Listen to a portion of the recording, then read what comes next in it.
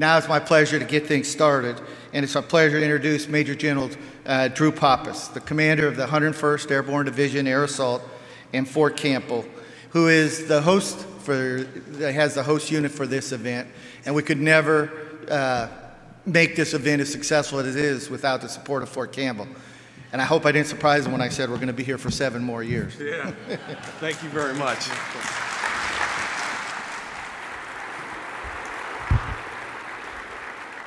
Oh, wonderful.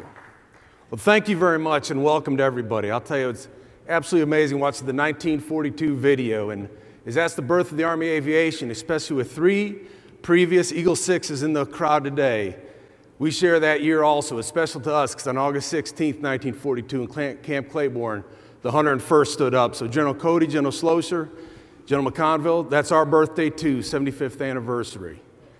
It is an absolute pleasure to be here today, especially being surrounded by so many aviation luminaries and Frank Muth. But I truly enjoy it. And to stand here today and to be able to talk to you about the future of aviation, how it incorporates with our business practice and what we have to do. The first thing that stood out to me, though, is I realized I think I'm the only one in this crowd who's not actually getting flight pay. So I have no qualms later tonight of sticking each and every one of you with my bar tab. But for those who don't know, I was actually here one time before. Not physically, but General Cody, when you spoke about a decade ago, I actually had a quote that you put up there, and my name is associated with it. So I appreciate the opportunity to actually be here and address the crowd as a whole. But what that quote entailed, because I've always been, as an infantryman, an early proponent of Army aviation, and I've always seen it as a critical component to winning the decisive battles on the battlefield. And it's imperative because what you provide is an asymmetric capability. Now, as a previous battalion commander of the 82nd, brigade, and DCGO for General McConville in the 101st, I have consumed and used that capability. And just as a quick scenario, where that quote came from is as a battalion commander in the Aviation Task Force Commander Frank Tate in Iraq in an eastern province. It started with an air assault for an entire task force.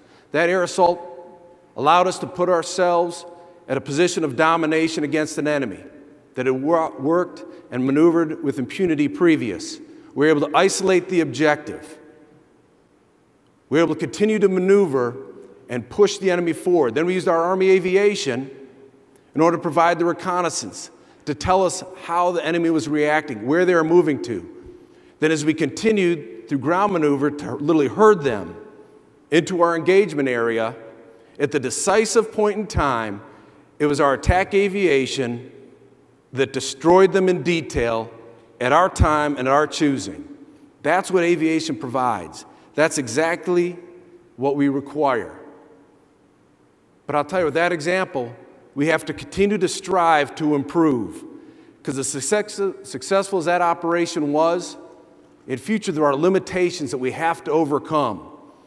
Again, with General McConville in Afghanistan, I continue to hear Dave Francis's mantra, "Hey, sir," for planning, high, hot, heavy.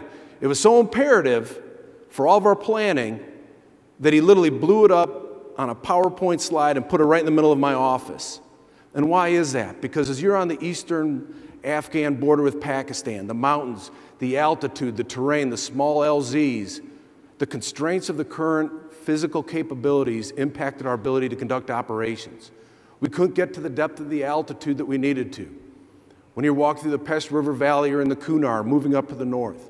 When we had to do operations in Barj Matal, moving out through the high passes of that region. At some points, because of the heat and the altitude, we could only put 3 combat soldiers in the back of an aircraft. And when you're going into LZs, it can only handle 1 or 2 aircraft. That denies you the ability to build combat power in time and space and makes us vulnerable. And as we look at that operation, we can overcome it because of the capabilities of the enemy that we faced, and you can mitigate it. But when you look at the unstable situation in the world today and the potential for near-peer warfare, we have got to get better. We have got to be able to provide, when I look at the 101st as a division commander, I have to be able to look to the combatant commander and provide him an incredible capability for a vertical envelopment to put the enemy in an untenable position again. So I look to the aviation as you get together today, and three things I'd just like to highlight that I'd ask that you focus on. The first, my aviator brothers and sisters in the front, we have to sustain the professionalism. It's what distinguishes our aviation community worldwide. It is the precision of the drill, the depth of detail, the way that you continue to train every formation, every pilot, every crew chief, the certification of those. Anytime you get in the back of that aircraft, it is with total confidence because they're professional. They are the best. Continue and strive for that. For industry, development of the ITEP. Currently, we have to have this crucial new capability to increase the power of our current airframes, to get beyond those physical limitations that I talked about so that we can bring in the combat power to the altitudes at the speed with additional combat power to mass at a time and place of our choosing. Drive for that. And then also as we look to the future of vertical lift, I'll tell you that our current systems, they don't meet our future requirements. We need lift that's going to allow us to move further, that can move faster, and can move more personnel, again, at the time and place of our choosing. We have to continue to develop this.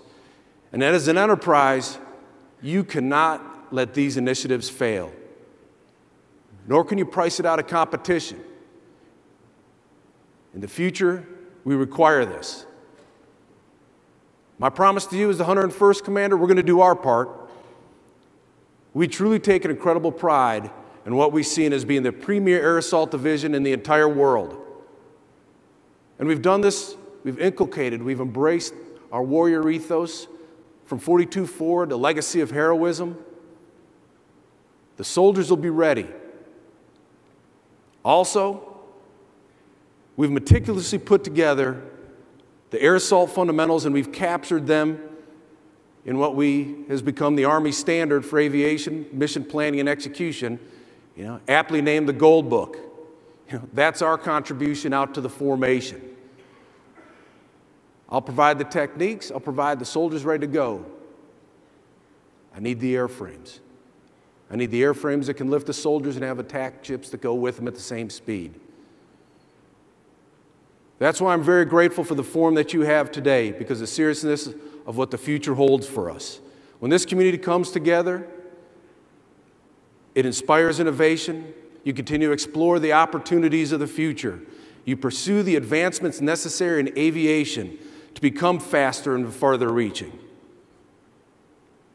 And I just ask, as we continue to talk about the future fight, that we take a moment and continue to remember that we are fully engaged in the current fight, and keep those soldiers and their families in your prayers and your wishes today. As the Commander of the 101st, again, I want to welcome you. I'm glad that we've got a 7-year commitment down here. This is important to us. We are committed to this because it's important to the community and our ability to continue the fight in the future. So again, welcome, enjoy your time, and thank you for letting me be a part of your community today. Air Assault.